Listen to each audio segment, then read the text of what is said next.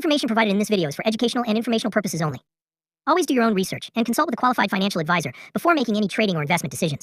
The creator of this video shall not be held responsible for any financial losses incurred as a result of trading or investment activities undertaken based on this content. Trading and investing are subject to market risks. Please act wisely. வணக்கம் friends.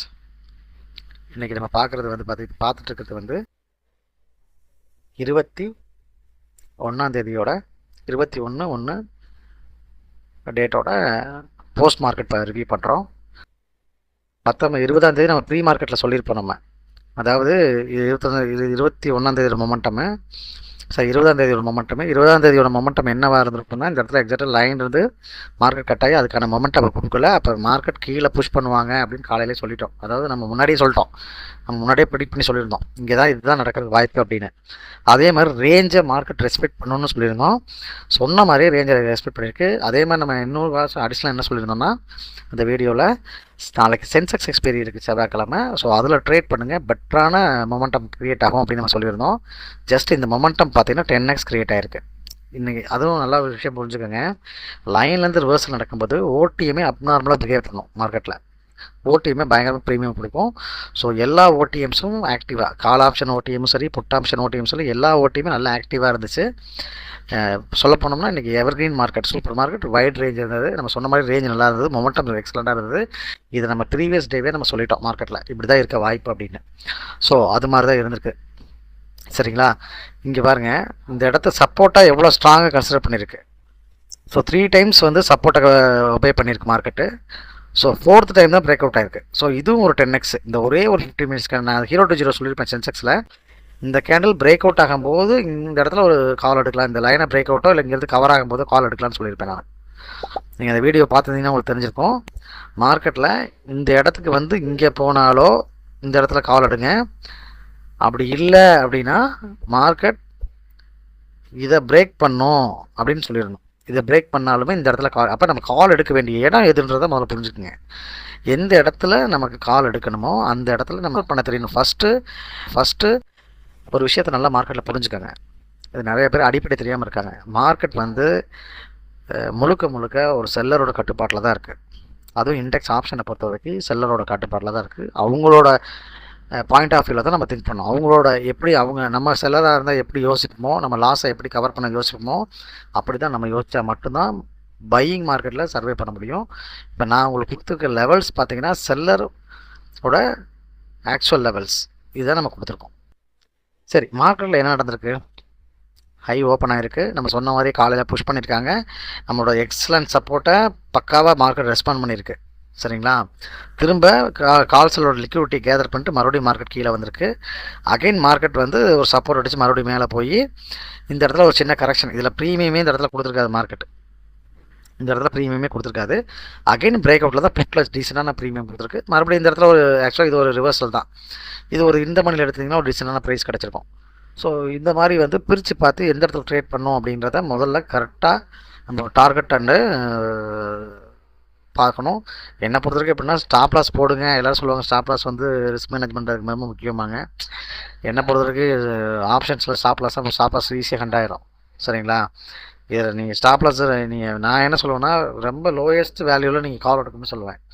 For example, இந்த reverse கேண்டிலோட actual low point பார்த்தீங்கன்னா 49 சென்செக்ஸில் 500 போயிருக்கு. அப்போ நீங்கள் 49ல் எடுத்து உங்கள் stop லாஸை நீங்கள் ஒரு 40க்கு வச்சுருந்தீங்கன்னா ஒரு 9 பாயிண்ட் தான் ஸ்டாப் லாஸு. சிலர்லாம் சொல்லுவாங்க 40 பாயிண்ட் 50 பாயிண்ட் ஸ்டாப் லாஸு. அதெல்லாம் உங்களோட கேபிட்டலே வைபவுட் ஆகிரும் எப்போயுமே.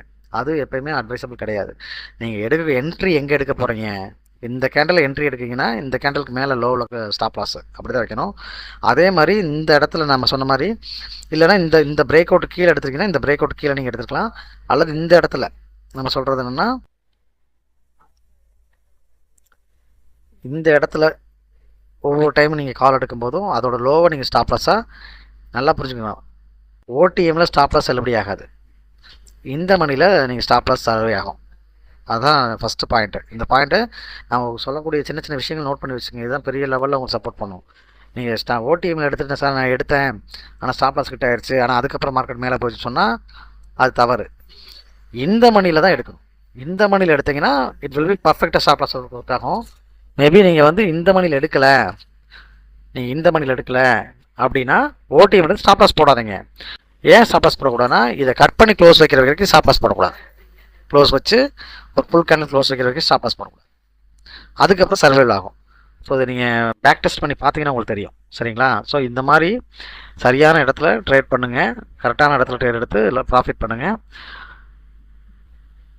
சரியாக இருக்கும். சரிங்களா? ஸோ நம்ம லெவல்ஸை மார்க்கெட் வந்து மதிச்சிருக்கு. ஃபஸ்ட்டு நம்ம லெவல்ஸை ரெஸ்பாண்ட் பண்ணியிருக்கு, அந்த லைனை ரெஸ்பாண்ட் பண்ணியிருக்கு. அது இன்றைக்கோட மார்க்கெட்டோட வியூவில் உங்களுக்கு தெரிஞ்சிருக்கும். சேமஸ் இன்றைக்கி பார்த்தீங்கன்னா இன்றைக்கி ஒரு சின்ன ஒரு மொராலிட்டி என்னென்னு பார்த்தீங்கன்னா, ஒரு வித்தியாசம் என்னென்னு பார்த்தீங்கன்னா, ரெண்டு பேரும் ஒரே மாதிரி, அதாவது பேங்க் நிஃப்டி ஒரே மாதிரி தான் ரன் ஆவாங்க, ஒரே மாதிரி தான் பயணிப்பாங்க. ஆனால் இன்றைக்கி முழுக்க நிஃப்டிக்கு அகைன்ஸ்டாக பேங்க் நிஃப்டி பர்ஃபார்ம் பண்ணியிருக்கு. பாருங்கள் எப்படின்னு பாருங்கள். இங்கே லைனுக்கு வந்து லைனையும் மதிக்கலை. இங்கே என்ன நடந்திருக்கோ சேம் டிக்டோ அப்படியே தான் வந்து இங்கே நடந்திருக்கும். சேம் ஹையில் ஓப்பன் ஆச்சு. இதுலேயும் புக்கில் நமக்கு தாராளமாக தெரியும்.